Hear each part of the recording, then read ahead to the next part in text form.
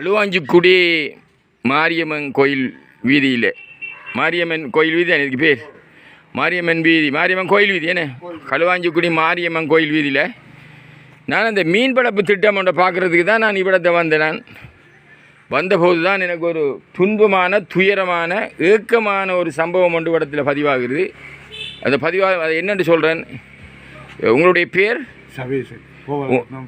வேறு பேர் வந்து கோபாலரட்னம் சபேசன். நான் நினைக்கிறேன் அந்த காலத்தில் மேசன் அவருடைய பேர் கணபதி பிள்ளை மேசன் கனகராஜா அவருடைய பேர் கனகராஜா கணபதி பிள்ளையா கனகராஜா மேசனோட கூலியாக வேலை செய்த ஞாபகம் கிட்டத்தட்ட நான் அறிஞ்சு இப்போ கிட்டத்தட்ட 25 வருடங்கள் நினைக்கிறேன். 25 வருடங்கள் வேறு ஒரு மேசன் தொழில் செய்த ஒருவர், திறமையாக செய்த ஒருவர். அப்போ நான் இப்போ வந்தவுடன் நான் கேட்டேன் இங்கே இருக்கிறீங்க. நான் ஒரு ஆள்ற வளவில் இருக்கிறதுக்கு இடம் தந்திருக்கிறார். அவர் வந்து பழக்கட்ட ராஜேந்திரன் நாங்களுக்கு ஒரு இடத்தை தந்திருக்கிறார். நாங்கள் இருக்கிறோம் என்கின்றது சந்தோஷமாக சொன்னார். சொல்லக்கூடாது கேட்டேன். நீங்கள் இப்போ மேசன் ஹெட் பாஸ் ஆண்டு கேட்டேன். இல்லை நான் போகல, நான் கூலி தாண்டி. ஏன் கூலின்றது போகிறான் அவர் அந்த துயர சம்பவத்தை அவர் சொல்கிறாரு. அந்த துயர சம்பவத்தை நான் சொல்லுவேன், பின்பு அதற்கிடையில் அவர் சொல்லுவோம். அதோட இவர் தற்போது மனைவியை இழந்த நிலையில் தனது தாயோடு தான் இங்கே இந்த இடத்துல வசிச்சு வர்றாரு. தாயோட வச்சு வர்றார். உங்களோட பேர் என்னம்மா? பரமேஸ்வரி. அம்மாவோட பேர் வந்து பரமேஸ்வரி. மகனும் தாயும் வசித்து வராங்க. உங்களுக்கு ஒரு பேத்தி இருக்கு இன்னைக்கு என்ன? பேத்தி படிச்சுட்டாங்க. கவியலோட இருக்கோம். எங்கே? பள்ளிக்கூடத்தில் பஞ்சாதியோட இருக்கோம். மாமியாரோட என்னடா நான் தனியாக இதில் வச்சுட்டு இருக்கல குமார் பிள்ளையார். அதாவது பேருடைய மாமியினுடைய வீட்டத்திலாம் அவள் இருக்கிறா.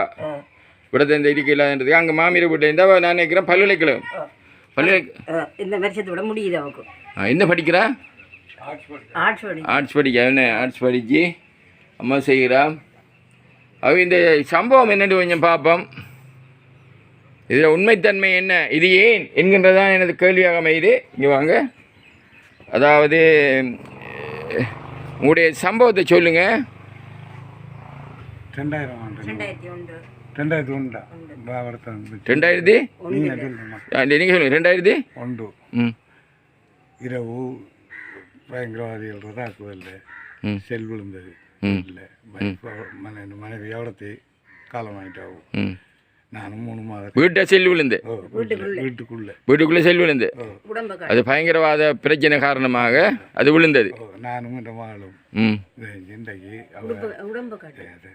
அவ பல்கலைக்கழகத்தில் படிக்கவும் அந்த நாளைக்கு அந்த செல்விலக்குள்ள அவங்க எத்தனை மாதம் இருக்கு?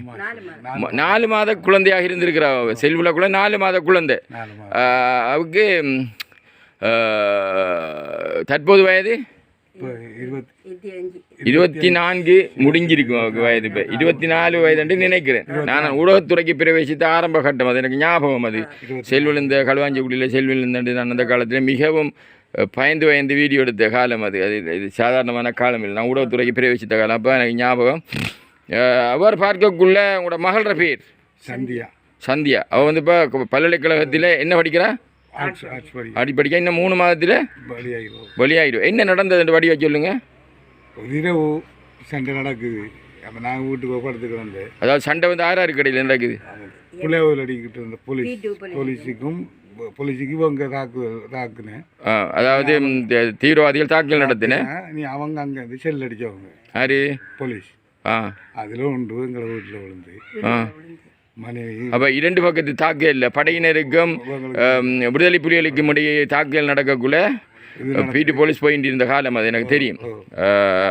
விநாயக வித்தியாலயத்துக்கு பக்கத்தில் அங்கே அவங்க அதாவது பாதுகாப்புக்கு அவங்க மறுதாக்குதல் தடத்தில் தான் அந்த வந்தவங்களோட வீட்டை விழுந்தது.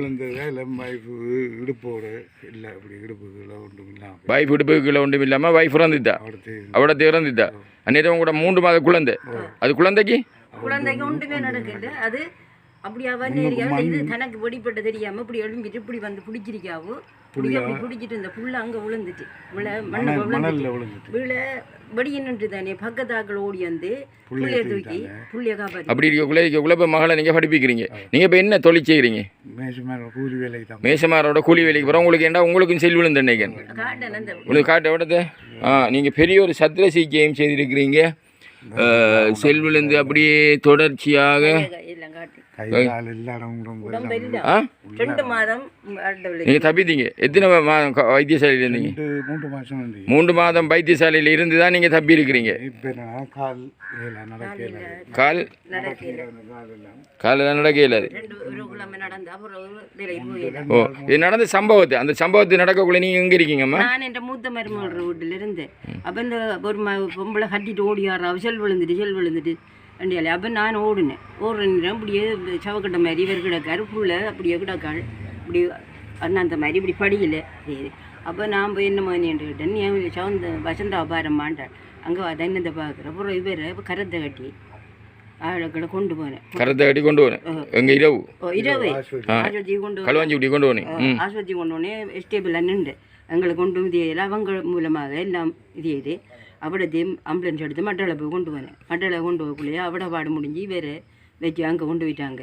கொண்டே பிறகு நாங்கள் 3 மாதம் மட்டும் ஆளை வச்சுருந்தேன். மட்டக்களை போது நான் வைத்தியசாலை வச்சுருந்து ஒரு வளவு இதெல்லாம் தான் இது என்னடா போக்குவரத்துக்கு மத்தி சாமான் வாங்க வழி இல்லை, வளவை விற்று போட்டேன். அப்போ அதுக்கப்புறம் ஒரு வளவை விற்றுத்தீங்க. இருந்த வளவை விற்று போட்டு தான் இதில் வேற காப்பாற்றி எடுத்து புறம் இருக்கிறதுக்கு இடம் இல்லை. அப்போ அங்கே எஞ்சண்டு குந்தி தெரிஞ்ச அப்புறம் இவர் சொன்னார், நீ வந்து இதில் இரி ராஜேந்திரம், நீ வந்து இரி கொஞ்சம் இம்புஜன் வந்து நாங்கள் நீங்கள் கொஞ்சம் காடு மாதிரி தான் இருக்குது, நீங்கள் வந்து இருங்க, எங்களுக்கு பிரச்சனை இல்லைண்டு. அப்போ சரின்ட்டு வந்து இருக்கோம். நாங்கள் எங்களுக்கு ஒரு பிரச்சனை இல்லை, நாங்கள் வந்துட்டு இதுகளை பராமரிச்சுட்டு வந்துட்டு இருக்கோம். இது சம்மந்தம் எந்த நட்ட இடம் தெரியல உங்களுக்கு? நஷ்டங்கள் எங்களுக்கு தரல, எல்லாம் எடுத்து கொடுத்தேன்.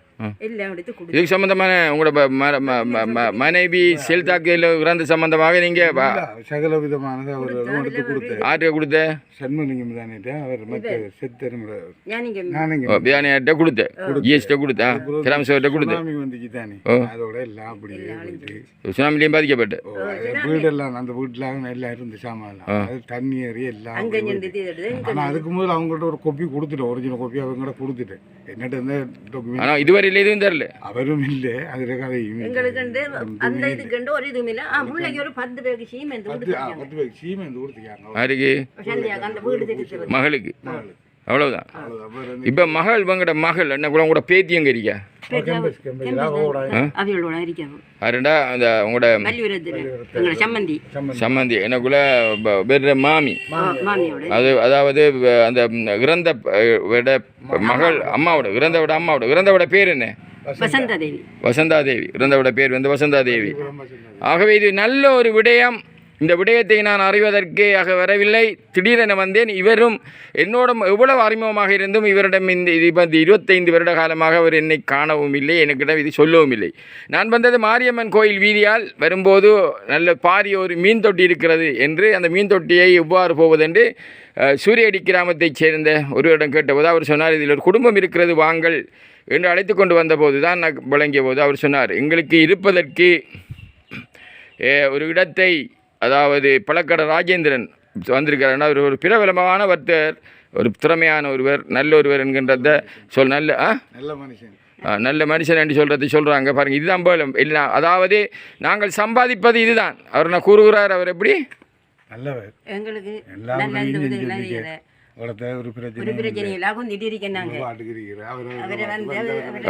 அவர் வந்து ராஜேந்திரன் என்ன செய்கிறார் என்று சொன்னால் அங்கே ஒரு மீன் வளர்ப்பு திட்டம் உண்ட வச்சு. அப்போ நான் அதை தான் பார்க்க வந்தேன். வரக்குள்ளான்னு பேர்கிட்ட கேட்டேன், ஏன் நீங்கள் இப்போ மேசன் ஹெட்டாக இருப்பீங்களேன்ட்டு.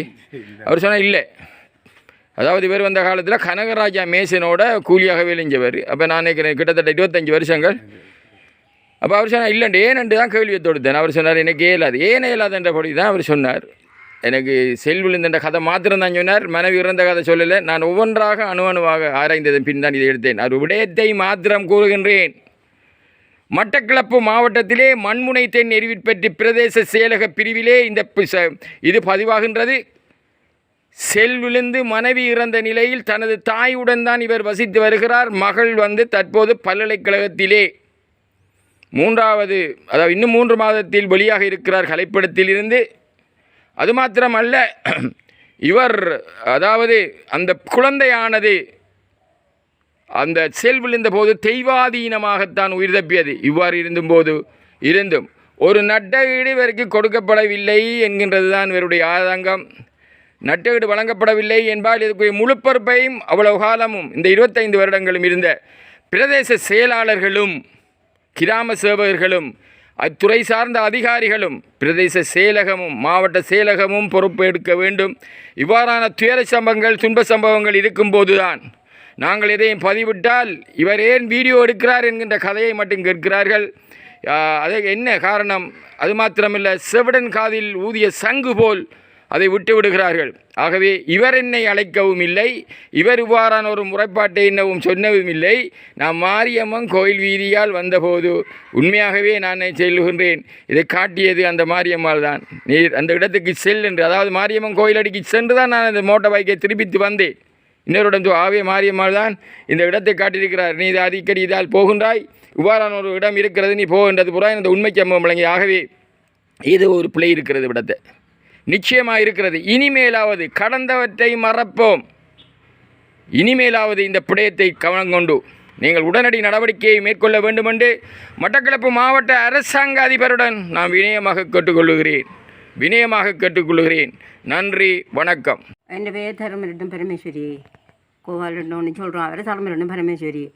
உங்களுக்கு இந்த மாதிரி செல் விழுந்தது ஒரு இந்த இது கௌரி காப்பு நடந்த அன்றைக்கு ராவு உள்ள வந்து என்னோட வீழன்னு சொல்லிட்டு போய் இது எழுதிட்டு சாப்பாடு வந்துட்டு போகக்குள்ள போயிருந்த இடத்த செல் விழுந்தது. அப்போ நான் என் மூத்த மருமகள வீட்டில் இருந்தேன். அந்நேரம் அப்புறம் அன்னிச்சு கட்டிட்டு வந்தால் அப்படியே செல் விழுந்துட்டு. அப்போ நான் அங்கே ஓடுற நேரம் பொடியன் சவம் மாதிரி கிடக்கான் புள்ள அப்படியே இது கிடக்குது. நான் பார்த்தோன்னே எனக்கே பயம் வந்து நான் மயங்கிட்டேன். திரும்ப வந்து ரெண்டு புள்ள அங்கே பேர பிள்ளைங்கண்டு கேட்குற நேரம் பேர புள்ள அப்படி ஒரு பக்கத்து வீட்டுக்காராக்கள் வந்து கூட்டிகிட்டு கொண்டு அங்கே அதை பரிமாறிச்சு வச்சுட்டு இருந்தாங்க.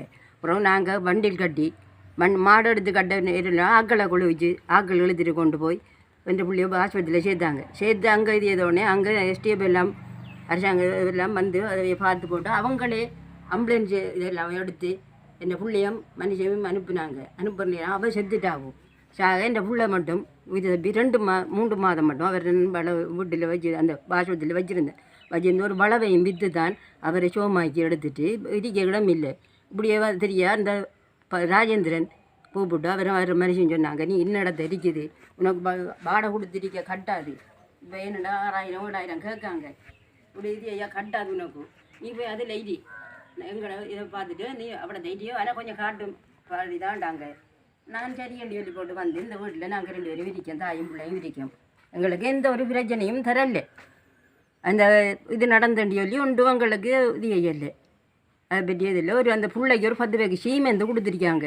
அவ்வளோதான் எங்களுக்கு தெரியும். அங்கே 2 பேரும் நாங்கள் 2 பேரும் நான் இதை எழுதிருக்கோம். அவர் உழைச்சிட்டு வரது இதை சாப்பிட்றோம், இது எழுதிருக்கோம். வேறு ஒரு இதுக்குமே அரசாங்கத்தால் எங்களுக்கு இது இல்லை. கடைசிக்கு அந்த QR கூட கிடைக்கல. எல்லாருக்கும் கொடுத்துருக்காங்க, பணக்காரர்களுக்கு எல்லாம் கொடுத்துருக்காங்க. எங்களுக்கு அந்த பொடியனுக்கு அது மட்டும் அதுவும் கூட கொடுக்கல. இப்படியெல்லாம் கஷ்டப்பட்டது அந்த QR கூட கொடுக்கல. 3-4 கடிதம் இதை ஒன்றுக்கும் பிரயோஜனம் இல்லை எங்களுக்கு. நாங்கள் என்ன எழுதிட்டு இருக்கோம். ஆனால் ராஜேந்திரனை நான் போட்டுவேன். என்னட்டு சொன்னால் அவனை என்ன கூப்பிட்டு அவனை பஞ்சாயத்தையும் கூப்பிட்டு நீங்கள் இது இங்கே இதில் 2 பேரும் நம்பி இந்த பெரிய வளவை நம்பி எங்கள் 2 பேரையும் தான் திரிக்கான். அது அவ்வளோதான் எங்கிட்ட இது எழுதியிருக்கோம். என்ன நடந்துன்னு சொல்லுங்கள். அம்மா சொன்னது தான் அதுதான் நடந்தது. எங்களுக்கு ஒன்றும் இது இல்லை. இப்போ ஏதோ வரதை செய்துட்டு வேஞ்சிட்டு 2 நாள் 3 நாளைக்கு ஒருக்கா போகிறேன். கிடைக்கிற அதெல்லாம் மாவு கொடுத்துட்டு மருந்து எடுத்துட்டு வேஞ்சிட்டு அப்படியே போகுது. விதமான ஒன்றுமே இன்னும் மருந்தெடுக்க போகணும். காசு இல்லை. யோசிச்சுட்டு இருக்கோம். இப்போ 2 நாள் வேலைக்கு போனால் தான் அந்த காசு எடுத்துட்டு கொண்டு போய் மருந்து எடுக்கணும். அப்படிதான் அது இருக்கவங்களோட வாழ்க்கை அப்படிதான் போகுது. நாங்கள் ஒரு அந்த பிரச்சனையின் பேரால நாங்கள் ஒரு 5 காசு கூட 5 கூட நாங்கள் எங்களுக்கு சமத்தி கொஞ்சம் கொடுத்தாங்க. அதையும் போட்டு இப்போ ஒன்றுமே இல்லை. ஒன்றுமே இல்லை. வந்து பார்த்து பதிஞ்சிட்டு போனவங்க கூட அதை தரல. ஆனால் எங்களை கூட நல்லா இருக்கிறவர்களெல்லாம் அந்த இது போகுது. எங்களுக்கு ஒரு இந்த இதுவும் கொடுக்காங்க. நான் உழைச்சா தான் எனக்கு சாப்பாடு அந்த கட்டத்தில் இருக்கிறோம். அதுக்கும் கூட நமக்கு நோய் இயலாது, செய்கிறதுக்கு இயலாது. இந்த நிலைமையில கை மேல் முழுக்க இந்த வெளிப்பட்ட துண்டுகளும் அது இப்பயும் இருந்த வகையில் சில வகையில் சின்ன மண் துண்டுகள் கல் துண்டுகள் அப்படி வருது. எல்லாம் போயிட்டு